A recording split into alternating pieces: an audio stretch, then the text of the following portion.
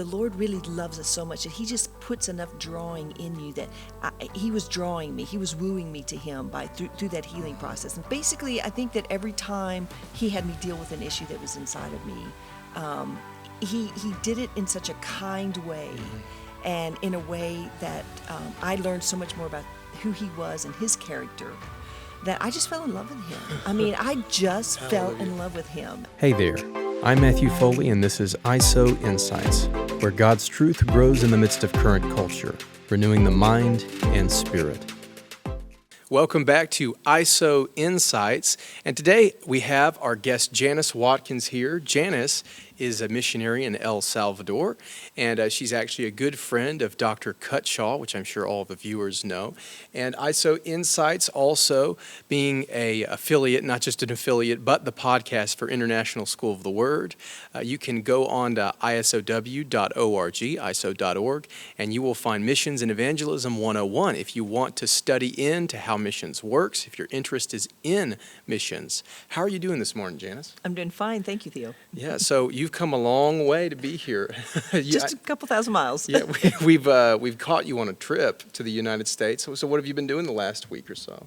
Well, I come to the States usually to visit churches, to visit family and friends and things like that. So that's what I've been doing a bit of traveling. Yeah, just coming back. Usually every year we see you drop in ISOW. So I know there's probably, do you have a scheduled trip that you just do reoccurring? Well, usually I come to the States almost generally in the fall. Okay, so autumn time. Is there just because you like the fall above other times of the year? Well, I don't want to come when it's January, February, because it's too cold in Missouri, where I'm from. Okay. So, yeah, I'm trying to avoid that.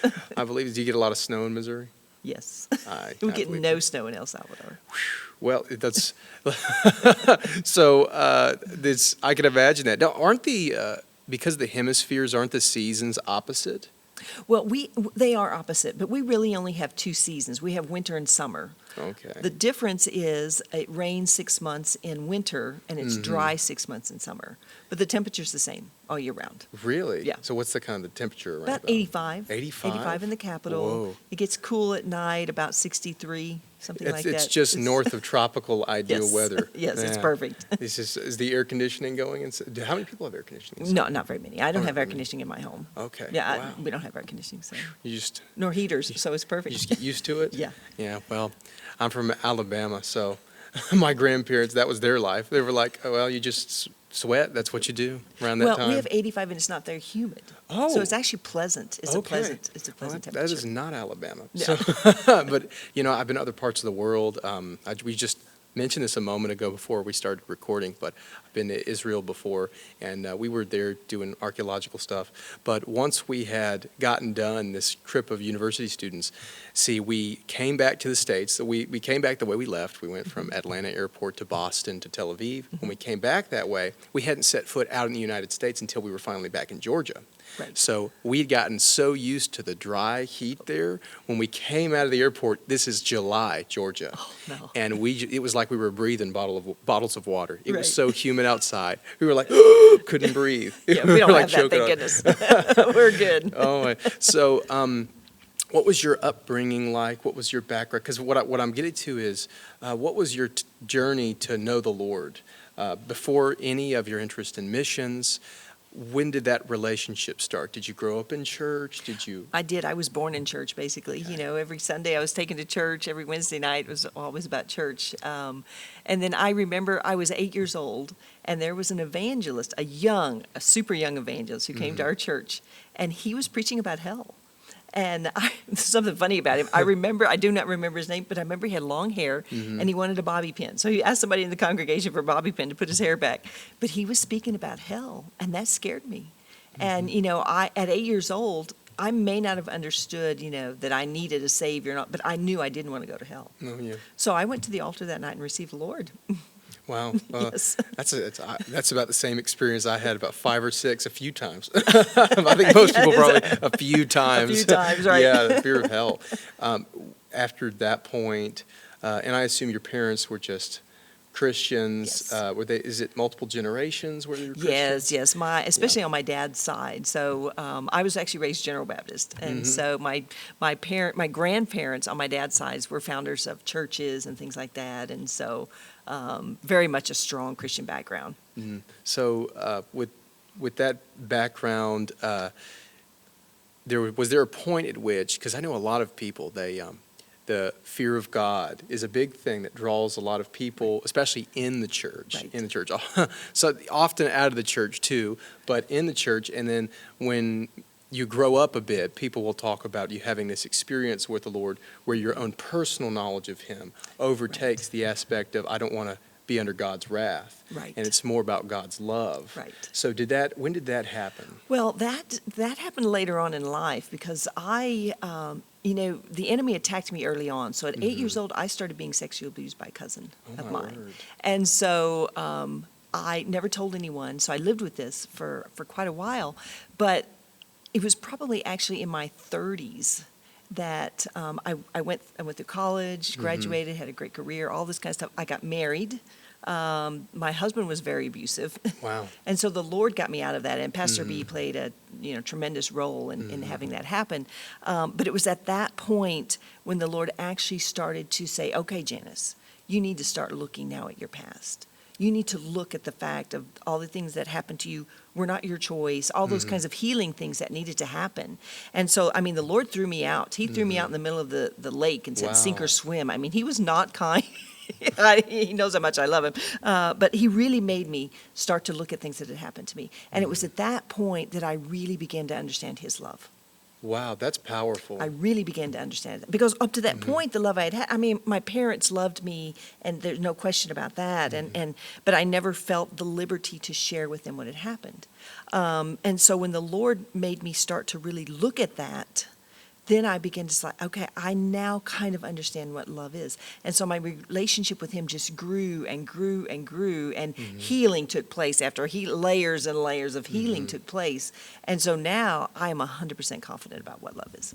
Wow. Yeah. Well, you mentioned that the Lord was tough with you. Yes. He was tough with you. When people go through very difficult things, there's a big push these days. People call it the victim mentality. Yeah. But there's a big push for people I need help, I need pity, Yeah. I need sorrow, I need people to comfort me. Yeah. There's now this guy named Jordan Peterson's gained a ton of fame, but his daughter had an autoimmune disorder, and he's a clinical psychologist at Toronto University.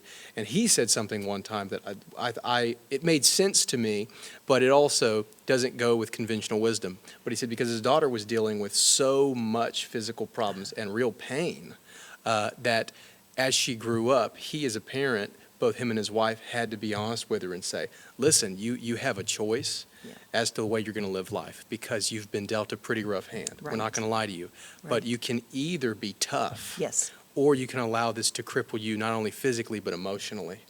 And that's what's wild about the Lord It is. when you're going through a lot of pain and Yes. Satan wants Yes. to cripple you. Yes. God will say, no, Yeah. you can't let that happen. You have to rise up. Exactly. I mean, there were so many issues that I had tucked away inside that I had not dealt with. And so it's like the Lord on Monday would reveal something, and I would have Tuesday, Wednesday, Thursday to deal with it. And maybe Friday I could, okay. And then on Saturday, He's like, okay, now you need to look at this. I mean, He was bringing everything to my mind that I had never dealt with.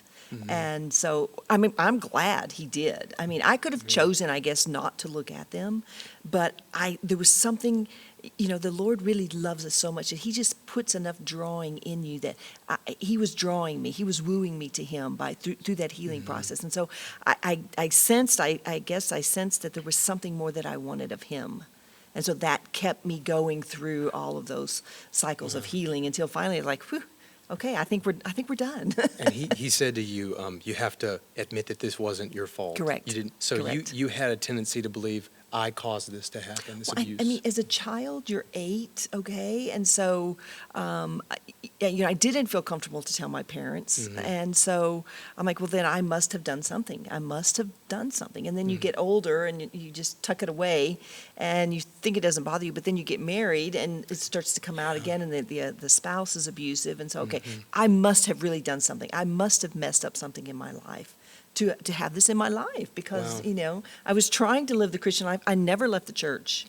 I never left the church. I never left the Lord. I was in choir. I was in doing all these, activities in church, very responsible. But, it's somebody's fault, right? Did you have, So- this is a hard question, I'll just ask Sure. this because I know people are going to be watching Sure. that think this.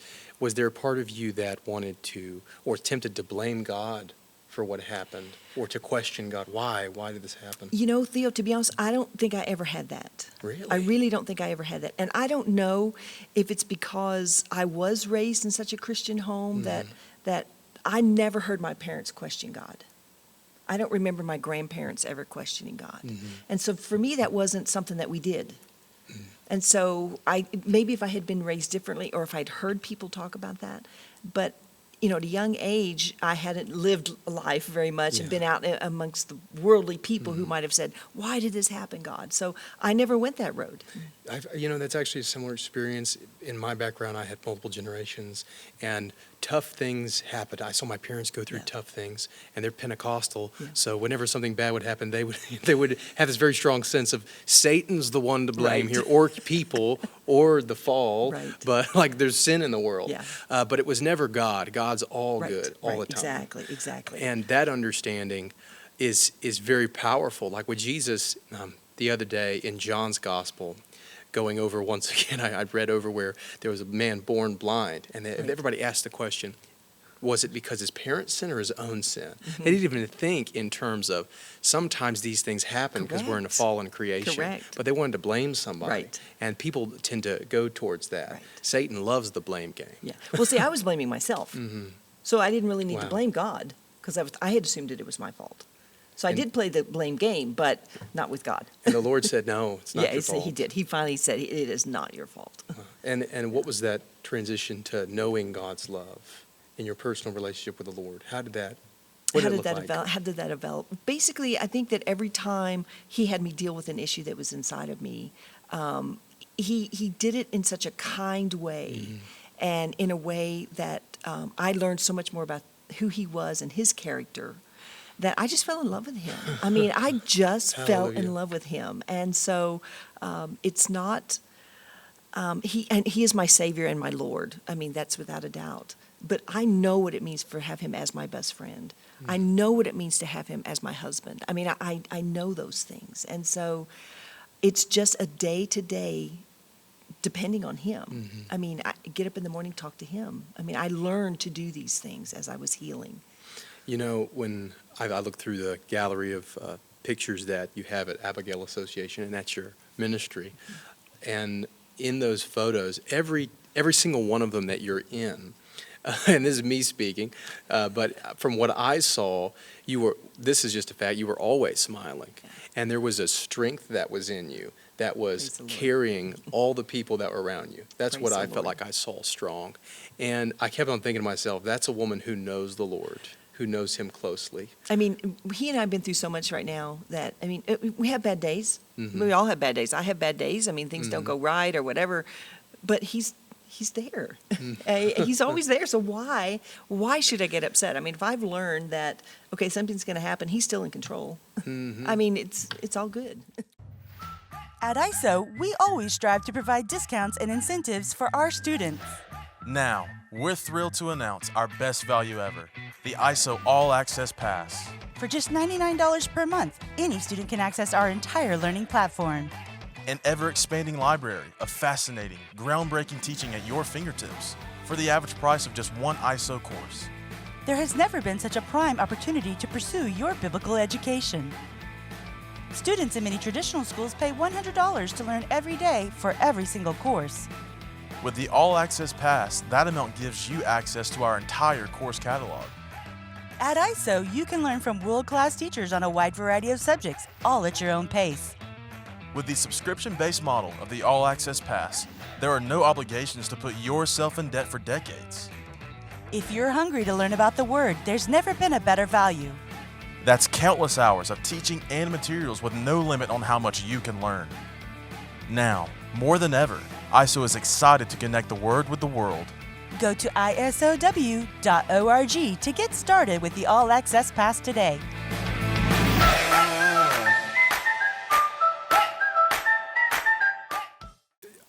I would love to hear, so you talked about you had a marriage, it was abusive, and it was after that you said that you had this encounter with the Lord. Yes. He worked through these memories, these traumatic Yes. events, and once you were able to reconcile those things Right. to what was going on, that's super important for people to hear, because you don't need to forget what happened.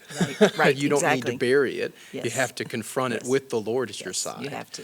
And after this happened, what is the gap between then and El Salvador, your calling? Probably, let's see, I don't want to give my age, but probably about 4 or 5 years Mm-hmm. between those two. So several things happened during that time. I've actually written a book. That's my personal testimony. Really? That is available for people to read. And We'll put a link in it. We'll put a yeah, link in okay. the book. I'm sorry, I forgot to tell you that earlier. You might not want to cut that. You might want to cut that. So, Fine. but I really, that again, even writing the book was not something I wanted to do. I mean, I Mm-hmm. didn't consider myself a writer, but the Lord basically, through many confirmations, said, you need to write this Mm-hmm. story that I've been through. And so that book was actually helped get me to El Salvador. Really? And so I was actually supposed to go rafting with some friends in the Grand Canyon, but I fell and broke my arm playing softball in church league, couldn't go. And so I went on my first mission trip. Wow. And it happened to be to El Salvador. And As a so- replacement for the Grand Canyon. as a replacement Wow. for the Grand Canyon. Okay, I still want to go to the Grand Canyon someday, but you know, the Lord had other plans. And so I ended up going to El Salvador with a team from my church, from Twin Rivers, and fell in love with El Salvador, but never had any plans to move there. I mean, seriously, you don't move. But I would go back the next year. I went to Peru for a month on mission, so I had the mission bug. I wanted to go on missions trips. But the more times I went to El Salvador, every time that I was leaving El Salvador, I was in tears. I mean, I was sobbing, and I'm not a crier. I don't cry. Very easy. I don't cry. But I couldn't figure out why. But now, on the flip side, I know that I think part of me was being deposited in El Salvador, Wow. for lack of a better description. And so every time I left, part of me was being left there. And until I got myself whole, got myself back there, then, I mean, it's just a wonderful. How many trips was that probably in that transition when you? So I went in 2005, 2006, 2007, I went 3 times. 2008, I went once. Fall of 2008, I moved. Really? I mean, God opened every door. It's an amazing story that God really opened every door that I needed to open. Were there connections with certain people when you went over? Well, when I went to on my second time there with the same group from Twin Rivers went there, I had just received the first copy from the publisher of my book in English. And so I'm at the team meeting before we leave, opening my mail, and the team leader says, why don't you take that book to El Salvador? I'm like, you're crazy. It's one book in English. What are we going to do with this? So I took the book because she kept insisting. So we get to El Salvador, and she arranges for me to have an interview on TBN with this book and a translator, okay? And so, I mean, the Lord, he touched somebody's heart. Somebody saw that interview. And this lady, she had a group of ladies, like a ministry that she had started. She contacted the TBN, got the translator's name who translated for me, and asked could they translate that book into Spanish because the women there needed to hear it. That's amazing. And so through that, I mean, some other maneuvers happened, but that is what got me to El Salvador. And so they invited me to come and give conferences, and so I went and spoke and different things. And the Lord just kept opening doors, and I knew, I 100% knew that I needed to go. When he started to put that thought into my spirit about going to El Salvador, I'm like, okay, I'm in St. Louis. I love my church. I loved Twin Rivers Worship Center. I love Pastor B and Sister Faith. And I love my job. I love my career. I was a research scientist at Washington University. Love my job. Everything in my life was good. I had no reason to go. A lot of comfort. A lot of comfort. Yeah, a lot of comfort. Yeah. But I remember sitting in WashU one day. We were having a lab meeting, and we were discussing. It was cancer research that I did, and I'd done that for 20-something years. And I remember we were sitting in this conference room, and we were discussing about all the experiments that we had done for 18 years. And someone said, well, what if this doesn't work? And so the main investigator, she said, we're back to square one, which means we've lost everything that we had done. And you can believe it or not, but if I've ever heard the voice of the Lord, he said at that moment, only the things done for God last. He said, there's not a cure for physical cancer, but there's a cure for spiritual cancer. And when he said that, Theo, I mean, I had been in my house on my face for weeks seeking the Lord about this that I was feeling to move to El Salvador. But when he said that, I'm like, I'm done. I need to go. I knew at that moment that I needed to go. And so, I'm such an organized list maker, so I made XYZ things need to happen, all these things. I started ticking them off. And by October of 2008, everything that needed to happen was done. And so... Oh my goodness. Well, let me ask you this real quick, just as a side, because first of all, I think it's very impressive that you were a scientist. Well, that's not that impressive. I'll say that. For me, it's impressive. But with that, because she was just making a comment about the periodic table, she said, I'm familiar with it. So when you got into that, was it just because of your personal interest in science, or were you, because if you're at a lab that's researching cancer, I assume there's some drive in you, especially since the Lord spoke to you that way, to help people. It's like, okay, if I'm going to be doing something, I'm going to be doing something that's going to change the world. Well, as a little kid, I wanted to be a doctor. Okay. I wanted to be a medical doctor. But, the older I get, or the older I was getting, I'm like, I'm going to be 32 when I get out of college. I'm going to have $150,000 in debt. And I didn't want to do that. I did not want to do that. I'm like, that is just not a wise choice for me. And so I switched to biology and chemistry. I wouldn't assume that was the shorter route, Well, I didn't want to take the time to be a doctor. There's all kinds of debt, so I became a scientist instead. Yeah, right, exactly. So you did have that sense of, I want to help people. Correct, I did. I mean, as a little kid, there's a big hospital in St. Louis, Barnes Jewish Hospital, and so it's on Interstate 40. And as a little kid, we would go and visit my grandparents, and we would have to go up, cross Interstate 40, and Barnes Jewish would be in the lights. And so I would see that, and I'd be like, I want to work there someday. But I was thinking as a doctor, I want to be there as a doctor someday. And so that didn't, of course I didn't go to college for that. I ended up going for research. But when I went to apply for a job, I applied at Washington University, which at that time had become part of Barnes Jewish Hospital.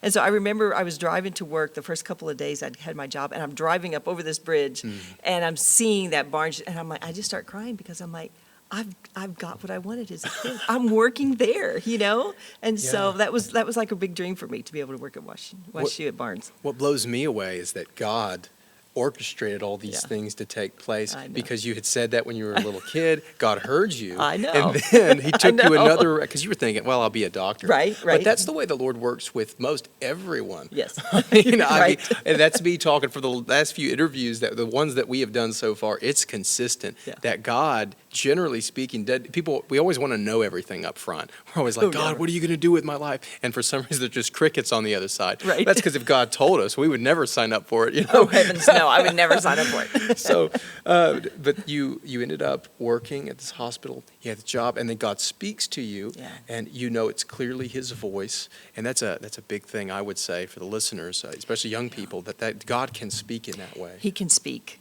He can speak. I mean, for one, I'd been asking Him for something, okay? So I think that's the first part of the formula, is we really have to ask to seek His will. And this was such a huge mistake that I did not want to, not be in His will. And so because I was seeking Him and asking Him, He honored that.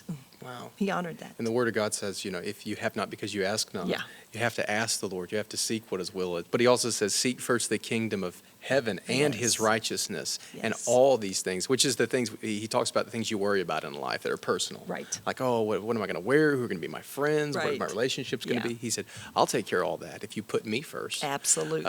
Absolutely. You go to El Salvador, your heart's being tied to the people, and when you go, so you've had these trips, and I love how you said each time you went, more of you was being laid down there. Yes. Finally, you say, okay, I'm going to El Salvador. This is my calling. Yeah. What was that moment like? Oh, it was very liberating, to be honest.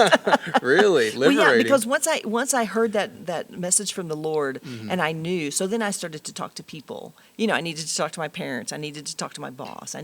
Everyone knew. Everyone seemed to know. Even Pastor B knew that this was the will of God for my life. I mean, it was just like I got to surprise no one. I was the only one. So the Lord took care of all those relationships. He really did. I mean, talk about Him going before you. He really did take care of all of those things. And so He even placed in my path during during one of my trips down there because I couldn't say a word in Spanish. I could just say 2 words, baño and hamburguesa, so I couldn't even speak Spanish. But the Lord didn't say, learn Spanish, then go. He just said, go. But he placed someone in my life there in El Salvador who was fluent in English as well. And so she became an instant right hand to the ministry there. And so he even set that up ahead of time, yeah.